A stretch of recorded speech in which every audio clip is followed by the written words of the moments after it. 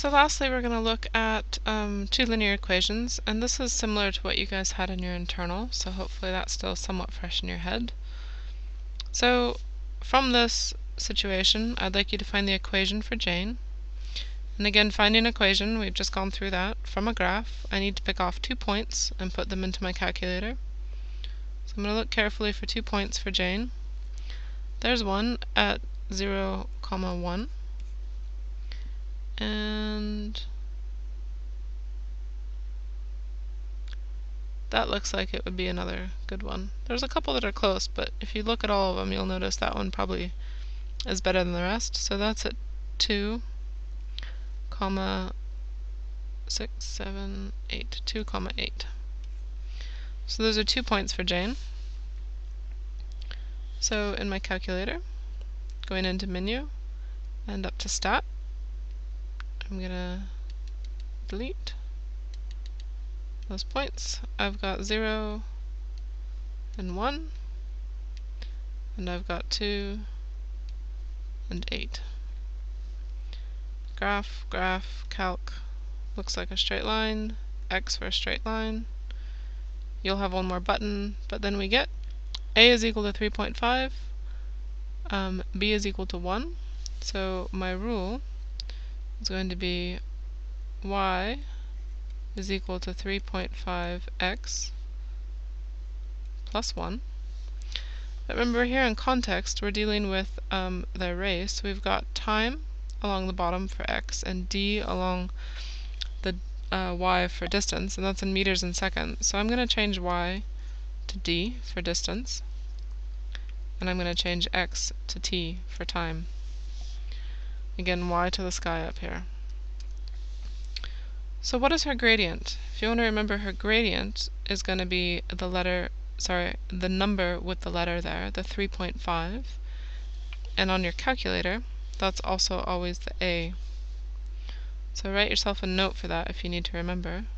My gradient here is going to be 3.5, and the units for that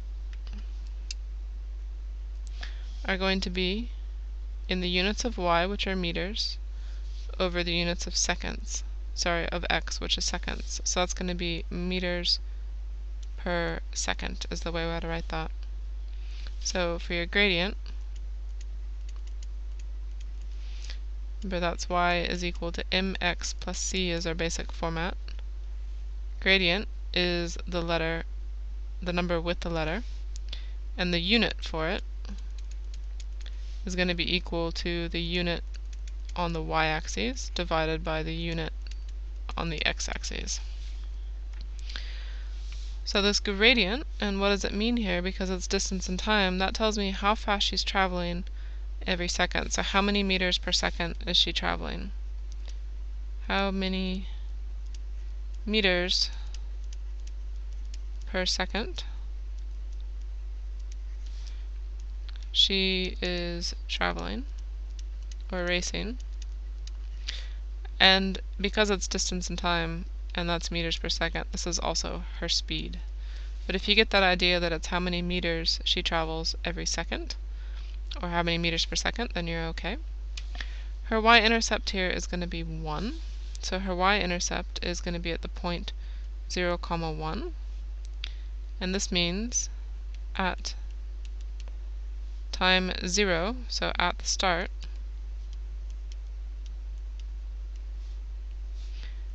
she is 1 meter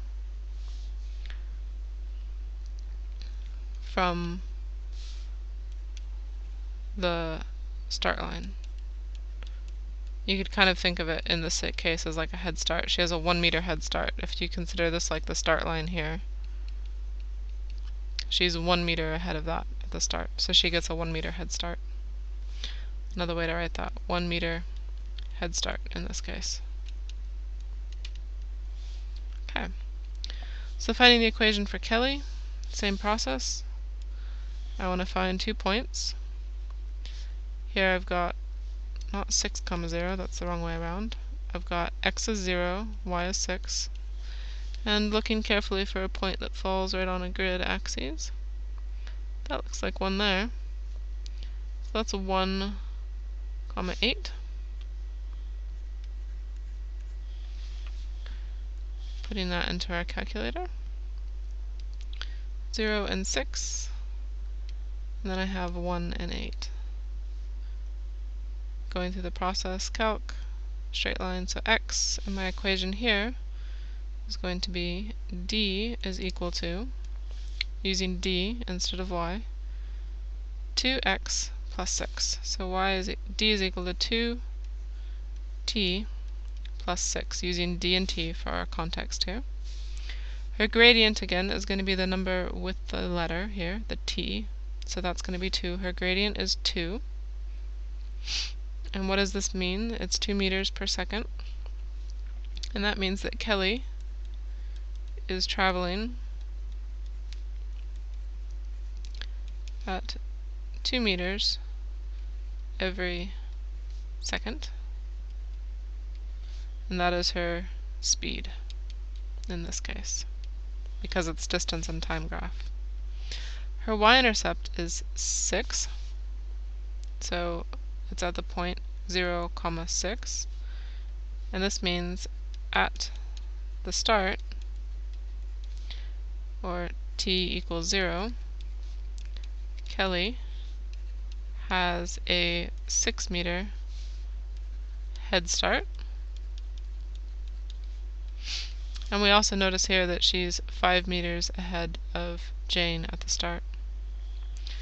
So going through the last process here, for the easy stuff, let's find that intersection of Kelly and Jane on the graph. That's up here. Again, I can't read that very well, so I'll go into my calculator. To find an intersection, I need to put these both into graph.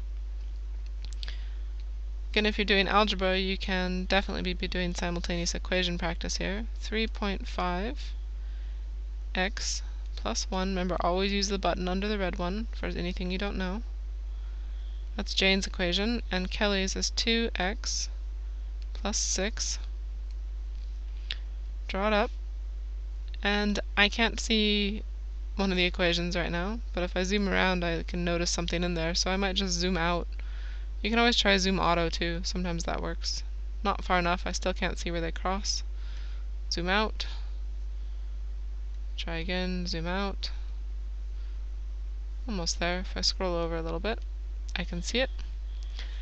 Another little shortcut for you here, I'll just point that one out real quick, is if you're trying to get your graph to show like you see it here, if you go into Window, my x needs to go from 0 to 6, so I'm going to go from 0 to 6, and my y needs to go from 0 to 20. 0, 20. If you set your window to match the grid, the axes that you have, and then graph it, you'll get something that looks sort of like what you have. And here, gsolve, my intersection, is going to be at 3.33, 12.66. So the actual intersection point here is at 3.33, 12.66, 12.667.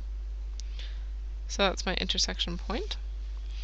And what does this mean? So notice on time along that bottom axis was in seconds. So this means after 3.33 seconds, Jane catches up to Kelly, and they've both traveled the same distance of 12.66 meters. And that after that, Jane has basically passed Kelly, is going further ahead than Kelly. So that means at 3.33 seconds into the race, Jane passes Kelly when they have both traveled 12.667 meters. So again, the intersections here in context mean they're both at the same point at that moment in time, but after that Kelly's going ahead, or sorry, Jane's going ahead and Kelly has fallen behind.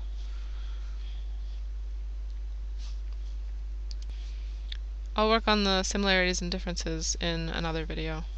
Don't want to make this one any longer than it already is.